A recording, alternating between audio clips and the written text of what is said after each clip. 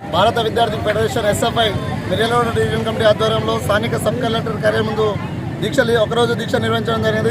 SFI Nalgonda జిల్లా వ్యాప్తంగా motor cycle యాత్రలు వచ్చిన సమస్యలు పరిష్కరించాలని చెప్పేసి అధికారుల దృష్టి తీసుకుపోయిన ఫలితం లేకపోవడంతో ఇవాళ మిర్యాలగూడ డివిజన్ కమిటీ ఆధ్వర్యంలో సబ్ కలెక్టర్ కార్యాలయం ముందు దీక్ష నిర్వహించడం జరుగుతున్నది. ఈ యొక్క తెలంగాణ రాష్ట్ర ప్రభుత్వం కాంగ్రెస్ ప్రభుత్వంలో గతంలో ప్రతిపక్షంలో ఉన్న ముఖ్యమంత్రి రేవంత్ రెడ్డి గారు స్వయంగా విద్యార్థులకు స్కాలర్షిప్లు లేవు, ఫీజు రింబర్స్మెంట్ లేవు, హాస్టల్ విద్యార్థుల మెచ్చార్జీలు లేవని చెప్పేసి స్వయంగా ప్రతిపక్షంలో ఉన్నప్పుడు చెప్పిన ముఖ్యమంత్రి గారు ఇవాళ ముఖ్యమంత్రి కుర్చీలో కూర్చున్నప్పటికీ విద్యార్థుల సమస్యలు గుర్తు రావడం లేవని చెప్పేసి యొక్క తెలంగాణ రాష్ట్ర ప్రభుత్వాన్ని కానీ ముఖ్యమంత్రి కానీ మేము ఎస్ఎఫ్ఐగా ప్రశ్నించడం జరుగుతుంది.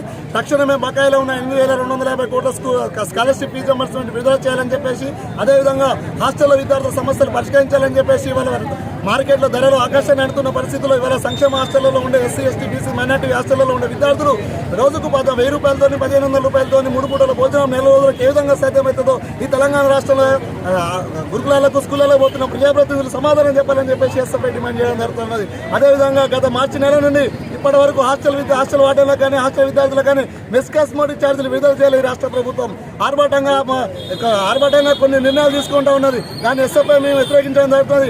రాష్ట్రంలో న్యూ ఎడ్యుకేషన్ పాలసీని అమలు చేయడం కోసం రాష్ట్ర ప్రభుత్వం కంకణ కట్టుకుంటుంది. కాబట్టి తక్షణమే ఆ నిర్ణయాన్ని ఉపసంహరించుకోవాలని చెప్పేసి కానీ, అదేవిధంగా తక్షణమే మిర్యాలగూడ డివిజన్ వ్యాప్తంగా ఉన్న గవర్నమెంట్ జూనియర్ కళాశాల దాదాపు గతంలో ఉన్న టీఆర్ఎస్ ప్రభుత్వంలో శాంక్షన్ అయినటువంటి పరిస్థితి ఉన్నది, కానీ ఇప్పటివరకు అది పూర్తిగా అయినటువంటి పరిస్థితి ఉన్నది. తక్షణమే ఆ గవర్నమెంట్ జూనియర్ కళాశాలను భవనంలో పనిలో పూర్తిగా చేయాలని చెప్పేసి, అదేవిధంగా దామర్చల్ల గిరిజన బాలుర గురుకుల పాఠశాలను భవనాన్ని త్వరగా పూర్తి చేయాలని చెప్పేసి, దామర్చల్లలో కస్తూర్బా గాంధీ బాలికల పాఠశాల కాలేజీ భవనాన్ని త్వరగా పూర్తి చేయాలని చెప్పేసి ఎస్ఎఫ్ఐగా మేము డిమాండ్ చేయడం జరుగుతున్నది.